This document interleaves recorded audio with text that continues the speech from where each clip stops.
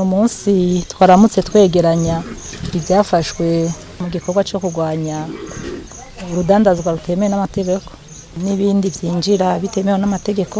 No munsi igipolisi c'intara ya Makamba cashoboye kwegeranya ibyafashwe bigizwe n'ibitenge, kagirwa n'amatelefone n'amabateri yayo, amaji n'ibindi byinshi ntashobora kudondagura, harimwo n'ifumbire nyinshi cyane yaje izananye mu za Tanzania, yose yarafashwe.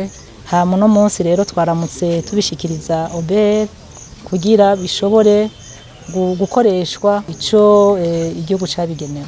Abajeje intwaro n'igipolisi ngaha mu ntara ya Makamba baje gushikiriza ikigo OBR ibidandazwa byafashwe biciye mu kinywabi, no kuvuga byariko bisohoka bimwe bitaciye mu nzira itomoye n'ibindi byinshi byariko birinjira biciye muri izo nzira nyine zidatomoye. Ibyo bidandazwa rero nkuko mwabibonye bigizwe cane cane n'ifumbire, kagirwa n'amasashe amwe abujijwe, imitobe, amabateri, amatelefone, isukari n'ibindi. Hariho n'amapikipiki atagira ibyangombwa nayo nyene yari yanditswe bidaciye mu nkaratasi zemewe n'amategeko, zikongera kandi zikaba zari zitwaye ibidandazwa bimwe muri ivyo nyene mwabonye. Nivyo cane cane twabonye. Hanyuma mu muti gikurikira nuko urutonde rwavyo rumaze kwandikwa n'agaciro kavyo byose, tugiye mu maguru masha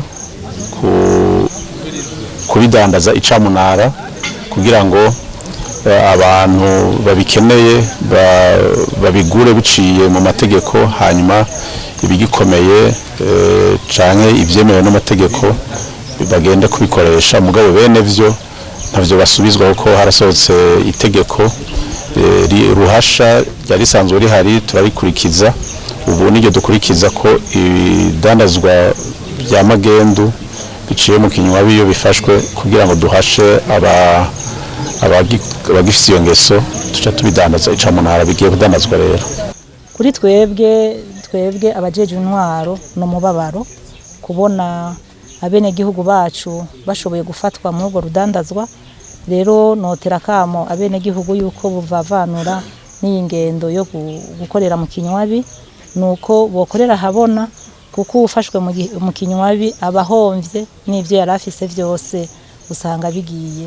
Twobasaba yuko bohindura ingendo maze twubaka Burundi bwacu, twubake igihugu catwibarutse, maze umwe wese atunganirwe mu vyiwe n'igihugu.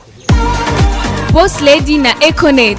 Mukenyezi, jamu wakenyezi ndwi bazotsindira miliyoni 10. Mu ntumbero yo kwifatikanya namwe mu guhimbaza ukwezi kwabahariwe, Econet bazaniye higanwa Boss Lady Challenge rishigikira abakenyezi b'inkerebutsi mu migambi yabo y'iterambere. Uti bigenda gute? Guhera itariki 1 gushika itariki 7 ntwarane, shira kuri Facebook video isigura umugambi w'iterambere mufise, hama mongereko #Boss Lady Challenge na Econet. Uko video yawe izorabwa kenshi, niko uzogwiza amahigo yo kuja mu bazogabura izo miliyoni 10. Ufise icubaza dusange ku mbuga ngurukana bumenyi Facebook canke Twitter na Instagram, canke duhamagare ku nimero itariha 100. Econet Wireless, inspiré pour changer votre monde.